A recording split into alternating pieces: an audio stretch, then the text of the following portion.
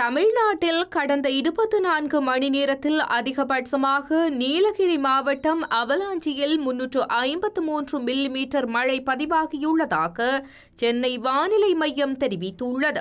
அதேபோன்று அப்பர் பவானியில் 298 மில்லிமீட்டர் மழையும், எமரால்டு பகுதியில் 182 மில்லிமீட்டர் மழையும் பெய்துள்ளதுடன் கோவை மாவட்டத்தின் சின்னக்கல்லாரில் 213 மில்லிமீட்டர் மழையும், சின்கோனாவில் 124 மில்லிமீட்டர் மழையும் பதிவாகியுள்ளது.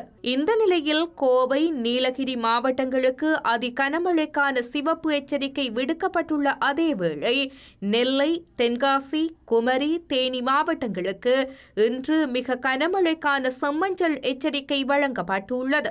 திருப்பூர், திண்டுக்கல் மாவட்டங்களில் இன்று கனமழை பெய்ய வாய்ப்பு உள்ளதாகவும் சென்னை வானிலை ஆய்வு மையம் எச்சரிக்கை அறிவிப்பை வெளியிட்டுள்ளது.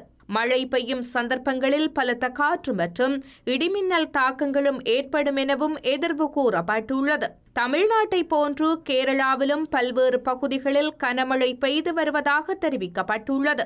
கோவை மாவட்ட எல்லையில் பில்லூர் வனப்பகுதியில் உள்ள பில்லூர் அணையின் நீர்மட்டம் உயர்வடைந்துள்ளது.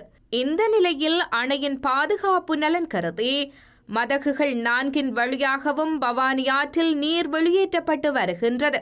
இதன் காரணமாக பவானி ஆற்றில் வெள்ள அபாயம் ஏற்பட்டுள்ளது.